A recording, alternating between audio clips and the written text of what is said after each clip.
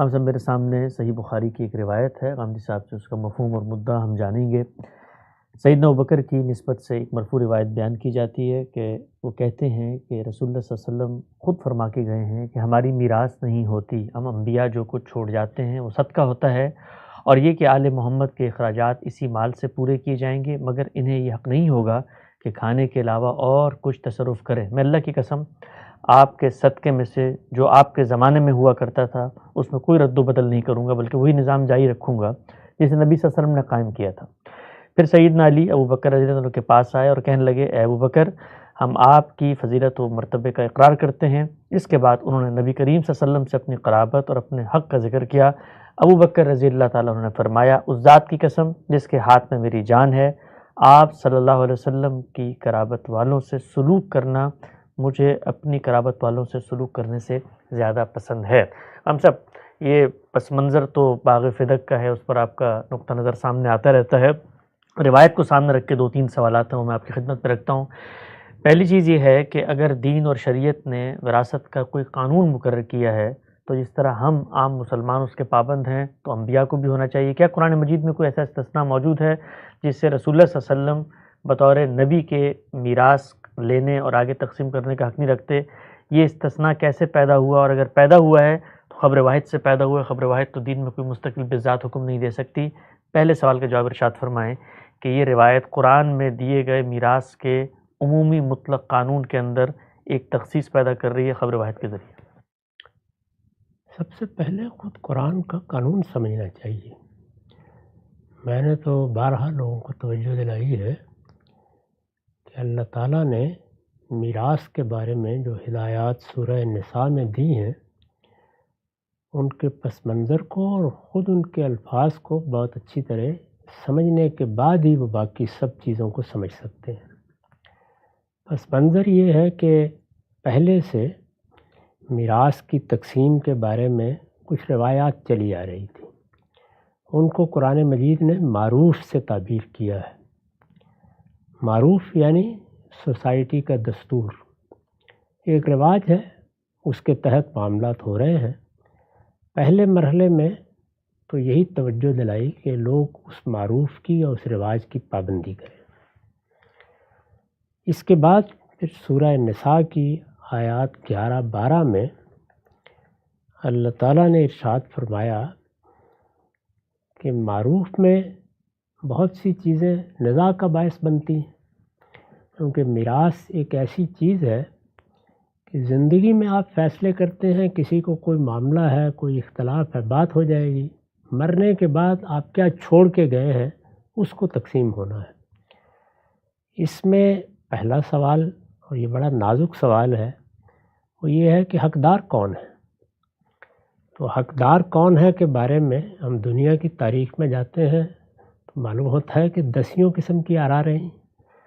ایک لمبے عرصے تک دنیا کے تمدن میں یہ رائے رہی ہے کہ بڑے بیٹے کو دے دیا جائے، ایک ہی جگہ رہیں گی ساری چیزیں، اور اس طرح جو جائیداد بنی ہے یا جو امپائر وجود میں آیا ہے اس میں کوئی خلل نہیں ہوگا۔ ایسی ہی بہت سی روایات دنیا کے دوسرے علاقوں میں، دوسری تہذیبوں میں رہی ہیں۔ اللہ تعالیٰ نے یہ فرمایا کہ سب سے پہلے تو میرا فیصلہ یہ ہے کہ تمہارے براہ راست اعزاء اس کے حقدار ہیں۔ براہ راست اعزاء کون ہے؟ میں جب دنیا سے رخصت ہوتا ہوں تو میرے والدین میرے ساتھ پیچھے سے براہ راست تعلق رکھتے ہیں، میں ان کے ہاں پیدا ہوا ہوں۔ میری اولاد اور میاں اور بیوی کا رشتہ، کیونکہ قانون نے اگرچہ وہ رشتہ بنایا ہے تاہم وہ براہ راست رشتہ ہے، تو ارشاد فرمایا کہ یہ ہے حقدار۔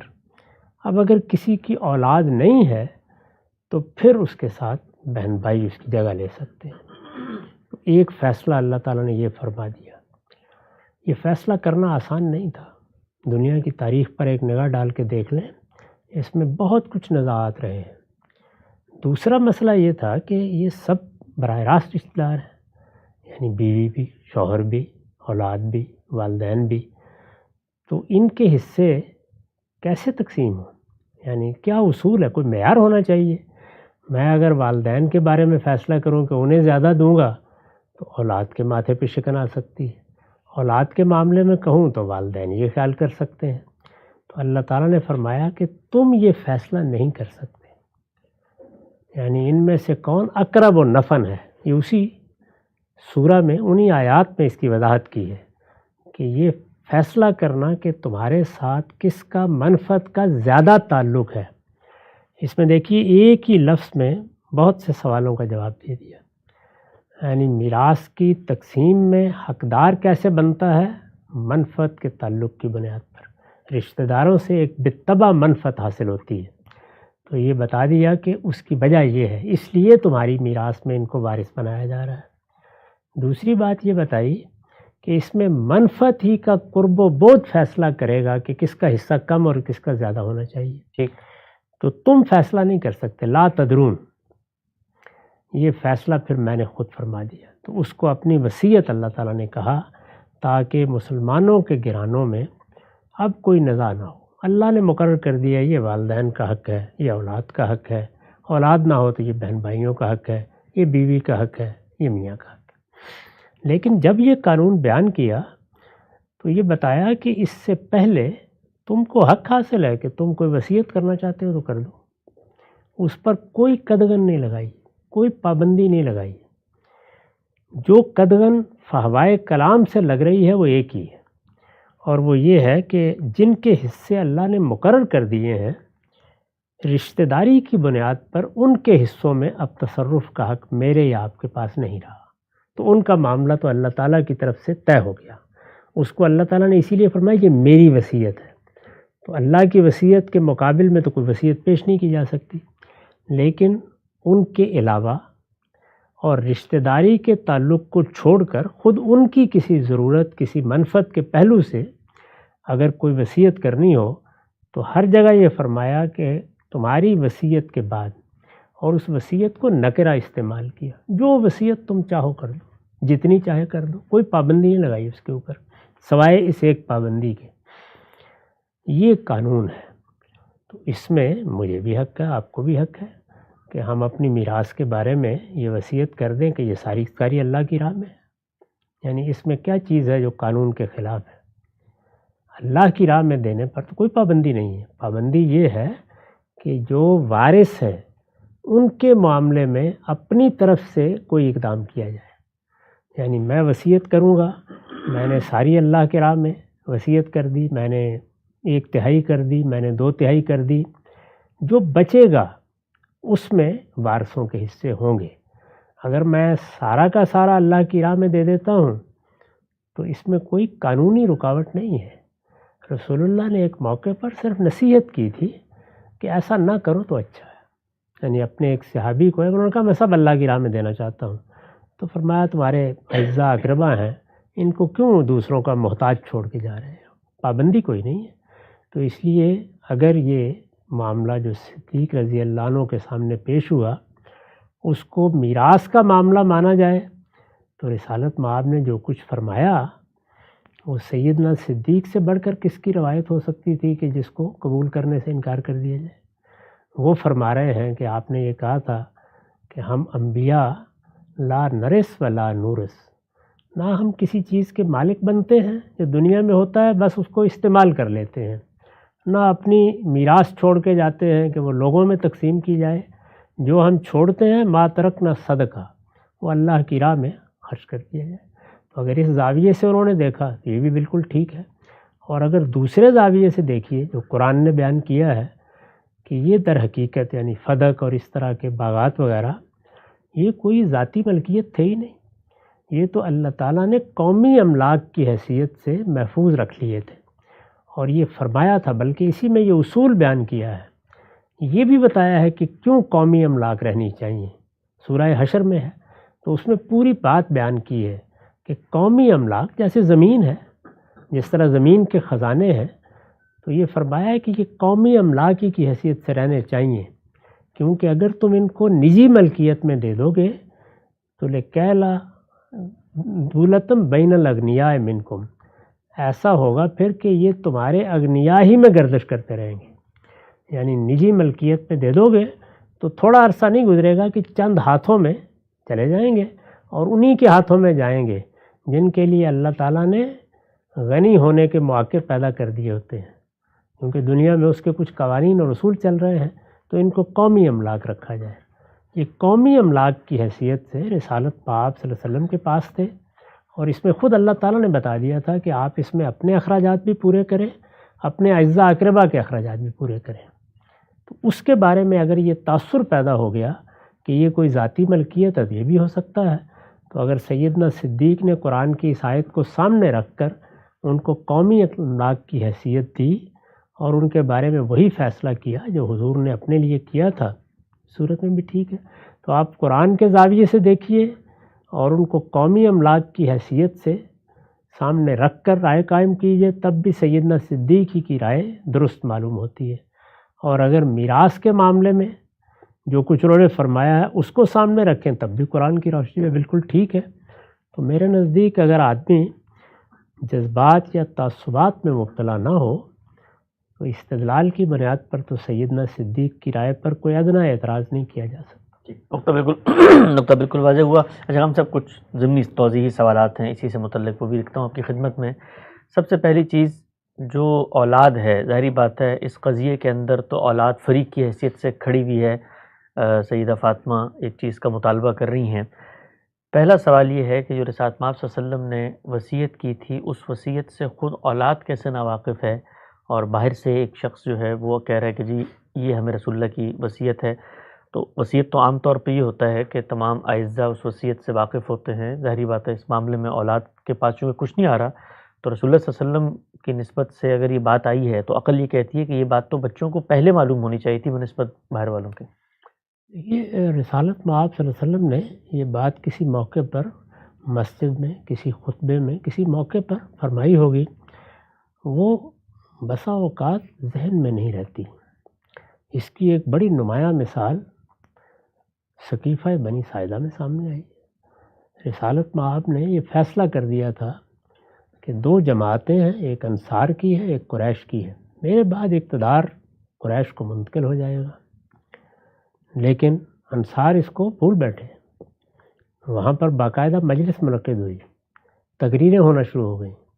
سیدنا صدیق نے ہی یاد دلایا اور سعد بن عبادہ رضی اللہ عنہ کو مخاطب کر کے یاد دلایا کہ لقد علمت یا سعد، آپ کو معلوم ہے نا کہ حضور نے یہ فرمایا تھا۔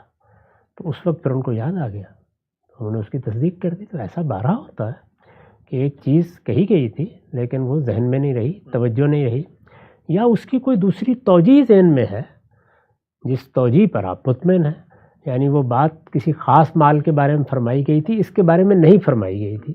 تو اس طرح کی بہت سی چیزیں ہو سکتی ہیں جن کو سامنے رکھ کر سیدہ نے یہ خیال کیا ہو، ان کے بارے میں بھی کوئی ایسی رائے نہیں قائم کرنی چاہیے۔ وہ کون سا معاملہ ہے جس میں دو آراء نہیں ہو جاتی، استدلال کی بنیاد پر دیکھا جائے گا۔ تو سیدنا صدیق کا استدلال انتہائی قوی ہے، اس وجہ سے معاملہ کیا ہوا، کیا نہیں ہوا، کیوں غلط فہمی ہوئی، یہ اگر نہ بھی ہماری سمجھ میں آئے تو آخر اس میں اتنا زیادہ سر کھپانے کی ضرورت ہی کیوں ہے؟ جو اصل معاملہ ہے وہ قرآن کی روشنی میں بالکل واضح ہے۔ یہ بات سمجھ میں آتی ہے، ہم سب ہوتا ہے اکثر کہ کسی بزرگ کو، کسی بڑے کو، کسی ایک فریق کو بھی بات کہہ دی جاتی ہے کہ میرے بعد اس طرح معاملات کرنا۔ اولاد کے علم میں بہت ساری چیزیں ہیں جو مرنے کے بعد آتی ہیں۔ اچھا، ہم سب تھوڑا نازک سوال ہے لیکن ایک اعتراض پیدا ہوتا ہے تو میں آپ کی خدمت میں رکھ دیتا ہوں جو آپ نے موقف پیش کیا۔ رسالت مآب صلی اللہ علیہ وسلم کے پاس جب صحابہ میں سے کوئی ایک صحابی آتا ہے اور وہ پوچھتے ہیں وصیت کے بارے میں، جو حق آپ نے بتایا میراث کے قانون میں قرآن مجید میں دے دیا گیا ہے، آپ جب ان کو وصیت کرتے ہیں تو رسالت مآب صلی اللہ علیہ وسلم وصیت یہ کرتے ہیں کہ سارا مال مت کرو، بھائی اولاد کا بھی ظاہری بات ہے حق ہے، ایک تہائی زیادہ سے زیادہ آپ نے کہہ دیا، اجازت دے دی، تلقین کر دی۔ سوال یہ پیدا ہوتا ہے کہ جو تلقین دوسروں کو کی گئی ہے اس کو بطریقہ اولا خود پیغمبر کو عمل درآمد کرنا چاہیے، ظاہری بات ہے اس کی بھی اولاد ہے، اس کا بھی حق ہے، اور اس سچویشن میں اولاد وہ حق منوانے کے لیے سامنے بھی آ گئی ہے، گویا تقاضا فطری طور پر موجود تھا، پیدا ہوا، ضرورت سامنے آ گئی۔ تو جو نصیحت دوسروں کو کی گئی پیغمبر کی جانب سے، آپ کے موقف کو اگر تسلیم کر لیں تو سوال پیدا ہوتا ہے کہ خود پیغمبر نے اس پر عمل کیوں نہیں کیا؟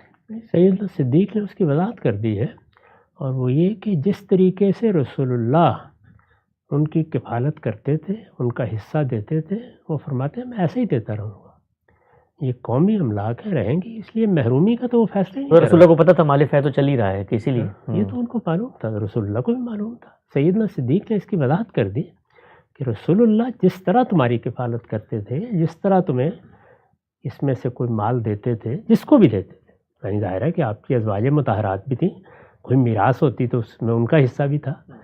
اسی طریقے سے آپ کے چچا تھے، کیونکہ بیٹی ہی ہے تو بیٹی کو تو اگر میراث بھی تقسیم کی جائے گی تو قانون کے مطابق آدھا ہی ملنا ہے نا، باقی آدھا تو باقی اجزاء کی طرف جانا ہے. تو انہوں نے اس موقع پر جس طرح آپ نے روایت پڑھی ہے پوری وضاحت کر دی ہے کہ وہ حصے ایسے ہی ملتے رہیں گے، اور یہی ہوا، یعنی پوری کفالت ہوتی رہی، اسی طرح سے ملتے رہے. اور اس کے بعد بندوبست بھی ایک موقع کے اوپر ان لوگوں کے سپرد کر دیا گیا تھا کہ آپ خود دیکھ لیا کریں ان معاملات کو. وہ اس پر اصرار کر رہے ہیں کہ یہ کسی کی ذاتی ملکیت نہیں ہے، یہ قومی املاک ہے.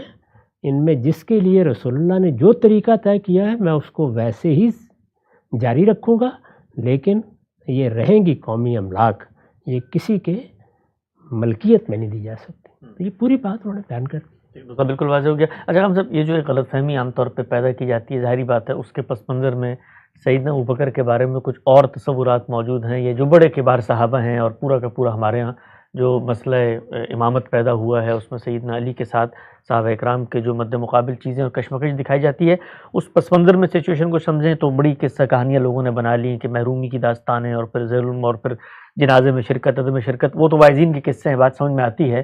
لیکن یہ ایک چیز جو تھوڑا سا تردد پیدا کرتی ہے وہ یہ کہ پیغمبر کے گھر والے ہیں، اور پیغمبر کے گھر والے اگر کوئی مطالبہ لے کر آ جاتے ہیں اور ان کی غیر معمولی قربانیاں بھی ہیں تو قومی املاک کے اندر تو بہت کچھ موجود ہے اور باقی صحابہ کو بھی دیا جاتا ہے. ظاہری بات ہے فتوحات ہوئی ہیں، جو حصے ملتے تھے کچھ تقسیم بھی ہوتے تھے. تو جس طرح کی ڈیلنگ کا طریقہ کار سامنے آتا ہے اس میں یہ کہ بالکل قانونی طرح کی ڈیلنگ ہوئی ہے کہ بھئی جو وہ چھوڑ کے گئے تھے اسی طریقے سے لے گا، ملکیت نہیں ملے گی. یعنی کوئی احسان کا معاملہ پیغمبر کے گھر والوں کے ساتھ ایک غیر معمولی محبت، وہ کہتے ہیں کہ میں اپنے رشتہ داروں سے زیادہ کروں گا لیکن دوں گا صرف وہی جو طے کر کے گئے ہیں. یعنی اتنی اراضی، اتنی فتوحات، اتنی ملکیتیں قومی خزانے میں موجود تھیں تو کچھ اور دینے میں کیا حرج تھا؟ دینے دلانے کا کیا سوال ہے؟ یہ باغ فدق کے بارے میں بحث ہو رہی ہے، کیا وہاں کوئی اس طرح کا معاملہ زیر بحث تھا؟ وظائف جس طرح سے باقی لوگوں کو ملتے تھے اسی طریقے سے رسول اللہ کے خاندان کو بھی ملتے تھے. یعنی وظائف تو بہت بڑی مقدار میں دیے جاتے رہے ہیں، یہ زیر بحث نہیں تھے. وہ الگ سے چل رہے تھے، وہ تو الگ سے چل رہے تھے. یعنی یہ نہیں ہے کہ کوئی اور مطالبہ تھا جس کو انہوں نے پورا کرنے سے انکار کر دیا یا وظائف نہیں مل رہے تھے. اس میں نہ صرف یہ کہ وظائف ملتے تھے، ان کی آپ تفصیلات پڑھیں تو معلوم ہوتا ہے کہ سب سے زیادہ وہ خاندان رسالت ہی کو دیے جاتے تھے. اچھا، اسی طرح اکابر صحابہ، اسی طرح بدری صحابہ، سب کے لیے ان کی خدمات کے لحاظ سے وظائف مقرر کیے جاتے تھے. اللہ تعالیٰ نے بہت کچھ دے دیا تھا. یعنی ایک عظیم سلطنت وجود میں آ گئی، اس میں سواد عراق کی زمینیں تھیں، وہ تو جو آمدنی تھی سنبھالی نہیں جاتی تھی کچھ دیر کے بعد، تو بہت خطیر رقمیں وظائف میں دی جاتی رہی ہیں. بنو امیہ بھی دیتا ہے اسی طریقے سے. تو زیر بحث یہ نہیں تھا. زیر بحث ایک خاص اراضی تھی، خاص باغات تھے جن کو حضور نے اپنے خاندان کی ضرورتوں کے لیے خاص کیا ہوا تھا. انہوں نے کہا ایسے ہی خاص رہیں گے، میں ان میں کوئی تصرف نہیں کروں گا اپنی طرف سے، لیکن یہ قومی املاک ہیں اور یہ اسی حیثیت سے رہیں گی. یعنی گویا حکومت کے پاس رہیں گی اور وہ لوگوں کے حقوق ادا کرتی رہے گی. یہ بہت سادہ بات ہے. میں یہاں ایک چیز کی طرف توجہ دلاؤں، وہ یہ ہے کہ چیزوں کو دیکھنے کے دو زاویے ہیں. یہ اس وقت بھی تھے، یہ آج بھی ہیں، یہ قیامت تک رہیں گے. آپ حسن ظن کی جگہ کھڑے ہو کر دیکھیں. جب آپ حسن ظن کی جگہ کھڑے ہو کے دیکھتے ہیں تو آپ کو شدید اختلاف بھی ہو جائے تو آپ یہ کہتے ہیں کہ ان کی بدلائل یہ رائے ہوگی، مجھے ان کی رائے سے اختلاف ہے. مثال کے طور پر مجھے اگر پورا اطمینان ہو جاتا ہے اس بات پر کہ سیدہ کا استدلال زیادہ صحیح ہے، تب بھی میں یہی خیال کرتا کہ سیدنا صدیق کے خیال میں صورتحال یہ تھی. انہوں نے جو رائے قائم کی وہ اپنے استدلال کے لحاظ سے قائم کی.